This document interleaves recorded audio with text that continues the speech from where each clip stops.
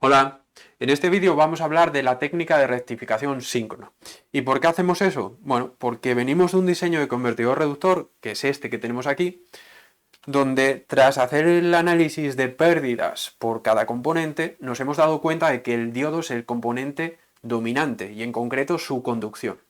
Pues precisamente la rectificación síncrona lo que nos va a permitir es bajar esas pérdidas de conducción, las de, digamos, el interruptor secundario. ¿En qué consiste esa técnica? La idea es muy sencilla, simplemente reemplazar el diodo por un MOSFET. ¿Cuándo tiene sentido hacer ese cambio? Bien, pues tiene sentido cuando, en primer lugar, ocurre como en nuestro caso, es decir, las pérdidas en conducción del diodo son dominantes, y en segundo lugar tiene sentido si sustituimos por un MOSFET cuya resistencia en conducción suponga menos pérdidas que las que tenemos en el diodo. Es decir, sabemos que en un diodo tenemos una caída de tensión que normalmente modelamos como una fuente de tensión constante. En el caso del Schottky que habíamos elegido eran 0,5 voltios, y si usamos un MOSFET pues tendremos en lugar de una fuente de tensión una resistencia que es el parámetro RDS-ON. Bien, pues lo que debe ocurrir es que cuando esa corriente ISB pase por esa resistencia genere menos pérdidas que las que genera en la fuente de tensión de la izquierda. Un aspecto adicional que hay que tener en cuenta, y es simplemente un comentario, es que ese MOSFET que añadimos o que utilizamos para reemplazar el diodo conduce la corriente de una forma un poco especial. Si nos fijamos en el MOSFET principal, el que aparece en el convertidor reductor arriba, lo que ocurre es que la corriente que circula por él es positiva si la evaluamos de drenador a fuente. Pero en este MOSFET esa corriente es positiva si la evaluamos de fuente a drenador. Eso es lo que se llama operación en tercer cuadrante. Cuando la corriente va de fuente a drenador, usamos esa nomenclatura. Bien, bueno, pues la idea es hacer esta implementación que tenemos aquí. Cuando utilizamos dos MOSFET en lugar de un MOSFET y un diodo, hablamos que nuestro convertidor reductor es síncrono. Normalmente decimos convertidor reductor síncrono, es como este de aquí. Cuando hacemos eso, hay que tener en cuenta un tema un poco particular como son los tiempos muertos. Esto es un parámetro que afecta a las señales de control de los MOSFET. Nuestra idea es que ese MOSFET SB conduzca cuando le tocaría conducir al diodo que reemplaza. Vamos a ir viéndolo. La idea fundamental de los tiempos muertos, que ya digo se añaden a la señal de control del MOSFET SB, es evitar que se produzcan cortocircuitos. La idea es que un MOSFET conduce y el otro no conduce, y cuando conduce el segundo MOSFET, el primero no debe conducir. Es decir, la idea es evitar que los dos conduzcan a la vez, porque si este MOSFET condujese a la vez que este de aquí, tendríamos un cortocircuito con la entrada y habría una corriente teóricamente infinita que estaría limitada por los parásitos, pero que probablemente acabaría destruyendo ese convertidor reductor.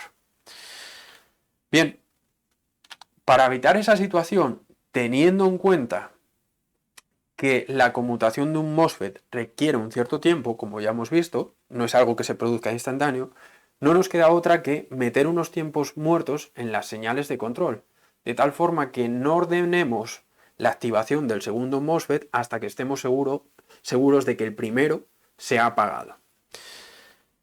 Vamos a verlo en detalle en estas formas de onda. Tenemos aquí la señal de control del MOSFET principal, SA. Esta no la modificamos, es la que ya habíamos visto, tiene un ancho de pulso de ciclo de trabajo por periodo de conmutación. Y la que vamos a añadir, o la que añadimos con la rectificación síncrona, es la de control del segundo MOSFET, la de control de SB. Y como ya he explicado, lo que hacemos no es activar el segundo MOSFET, o mejor dicho, ordenar que se active el segundo MOSFET justo cuando ordenamos que se apague el primero, sino que esperamos un cierto tiempo. Ese tiempo que esperamos es lo que se conoce como tiempo muerto y tenemos que elegirlo. Y lo mismo ocurre en la otra conmutación. Sabemos que vamos a mandar la orden de encender el MOSFET principal aquí. Así que un tiempo antes ya ordenamos al segundo MOSFET que se apague. Aquí. Así que este tiempo de aquí sería otro tiempo muerto que añadimos en las señales de control. Así que no son totalmente complementarias, sino que metemos unos tiempos muertos antes de encender el MOSFET B y antes de apagarlo. O mejor dicho, después de apagarlo. Bien. Una vez que añadimos esos, o tenemos en cuenta que existen unos tiempos muertos, es importante plantearse por dónde va la corriente de la bobina en cada estado. Vamos a repasar qué ocurriría con esa corriente por la bobina a lo largo de un periodo de conmutación. Primero tendríamos este intervalo de aquí, donde claramente tenemos el MOSFET A encendido y el MOSFET B apagado, así que aquí no hay duda. Esa corriente de la bobina va a estar circulando por el MOSFET A. La cuestión es, ¿qué ocurre aquí en este tiempo muerto? Una vez que ya este MOSFET SA ha pasado su transición y se ha apagado, pero todavía no se ha encendido el B. ¿Por dónde está yendo esa corriente de la bobina? Pues aquí hay que tener en cuenta lo que se conoce como el diodo interno del MOSFET. Todo MOSFET en su proceso de fabricación incluye un diodo que vamos a llamar diodo interno y que serían estos dos que he dibujado aquí para nuestro caso. Siempre va a tener el ánodo en la fuente y el cátodo en el drenador, tal y como dibujamos aquí. Este sería el diodo interno de B y este el diodo interno de A. Bien, pues si tenemos en cuenta la existencia de esos diodos internos, ya podemos responder a la pregunta de por dónde está yendo la corriente de la bobina en este intervalo. No queda otra que lo que esté haciendo es activar el diodo interno de B. Bien, luego lo que hacemos es activar el MOSFET B, así que la corriente va a pasar de ir del diodo interno al propio MOSFET, lo que sería el canal del MOSFET, y de nuevo nos encontramos un tiempo muerto, porque aquí apagamos el MOSFET B y el MOSFET A todavía no se ha encendido. ¿Por dónde va la corriente de la bobina? Pues de nuevo va a activar el diodo interno del MOSFET B. Bien. Bien. Hagámonos una pregunta. ¿Qué supone el hecho de reemplazar el diodo que normalmente llamamos SB por un MOSFET? ¿Qué supone en cuanto a pérdidas? Vamos a centrarnos en cuáles son las pérdidas en ese nuevo interruptor implementado con un MOSFET. Bien, está claro que tenemos pérdidas en conducción en lo que llamaríamos el MOSFET en sí, en su canal, ya que durante la mayor parte del tiempo que le tocaría conducir, la corriente va por esa R de Seon. Así que vamos a tener unas pérdidas de conducción en el MOSFET en sí. También es cierto que durante los tiempos muertos se activa el diodo interno. Y podríamos hablar de una pérdida de conducción por activación de ese diodo interno durante esos tiempos muertos. Lo que ocurre es que esos tiempos muertos ya los vamos a escoger para que sean muy pequeños. Con eso, lo que vamos a hacer es la siguiente aproximación, y es que las pérdidas en conducción de ese diodo interno son despreciables. Bien, ¿qué ocurre en cuanto a las pérdidas de conmutación en ese interruptor SB, teniendo en cuenta tanto MOSFET como diodo interno? Pues, en primer lugar, podríamos hablar del encendido del MOSFET. ¿Tenemos pérdidas de conmutación por encendido de ese MOSFET SB? La respuesta es que son despreciables. ¿Y por qué son despreciables? Porque cuando el MOSFET SB se enciende, viene de que el diodo interno esté conduciendo ya durante el tiempo muerto. Por tanto, la tensión que está bloqueando ese MOSFET cuando va a entrar a conducir ya es cero. No va a haber convivencia de tensión y corriente cuando lo encendemos. Así que vamos a poder aproximarlas por 0 vatios. ¿Qué ocurre en el apagado del MOSFET? Bueno, en el apagado del MOSFET lo que ocurre es que la corriente va a pasar a ir por su diodo interno. Bien, como ya vimos, esto sería el segundo tiempo muerto que hemos estudiado.